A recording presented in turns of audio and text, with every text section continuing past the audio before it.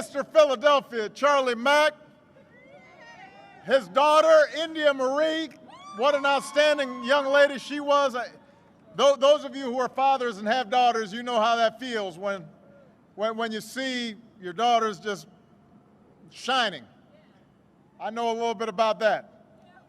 And it was great to see Representatives Brendan Boyle, Mary Gay Scanlon, Governor Tom Wolf, Attorney General Josh Shapiro, Mayor Jim Kenney. Philadelphia, we got 13 days. That's our lucky number right here. 13 days until the most important election of our lifetimes. And you don't have to wait for November 3rd to cast your ballot. You've got two ways to vote right now. Number one, you can vote early in person through next Tuesday.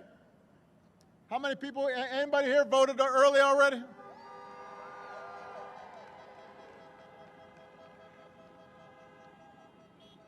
If you haven't, just go to iwillvote.com/PA and find out where you can vote early.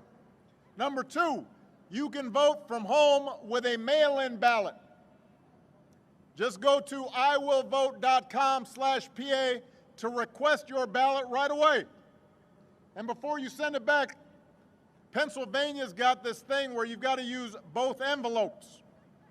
So you've got to read the directions carefully to make sure your vote counts.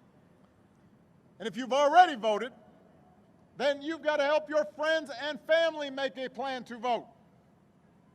Take them with you if you vote early or if you vote in person on Election Day, because this election requires every single one of us to do our part.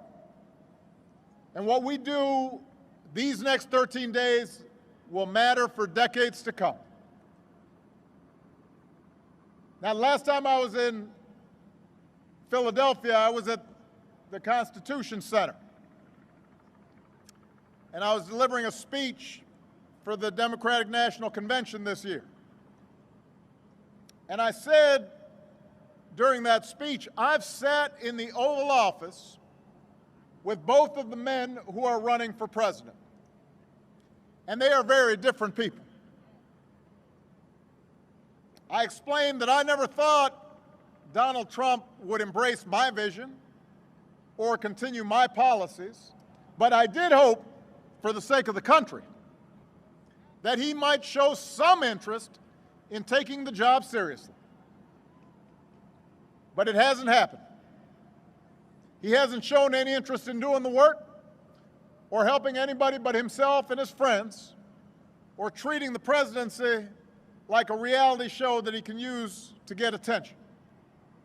And by the way, even then his TV ratings are down. So you know that upsets him.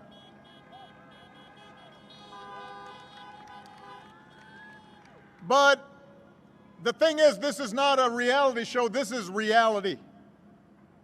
And the rest of us have had to live with the consequences of him proving himself incapable of taking the job seriously. At least 220,000 Americans have died. More than 100,000 small businesses have closed. Millions of jobs are gone. Our proud reputation around the world is in tatters. Presidents up for re-election usually ask if the country is better off than it was 4 years ago. Well, I'll tell you one thing, 4 years ago, you'd be tailgating here at the Link instead of watching a speech from your cars. The only people truly better off than they were 4 years ago are the billionaires who got his tax cuts.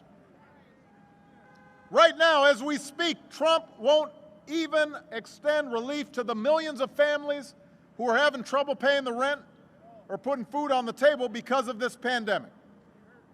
But he's been doing all right by himself. As it turns out, this was just reported in the last 48 hours. We know that he continues to do business with China because he's got a secret Chinese bank account. How is that possible? How is that possible? A secret Chinese bank account. Listen, can you imagine if I had had a secret Chinese bank account when I was running for re-election? You think Fox News might have been a little concerned about that? They would have called me Beijing Barry. It is not a great idea to have a president who owes a bunch of money to people overseas.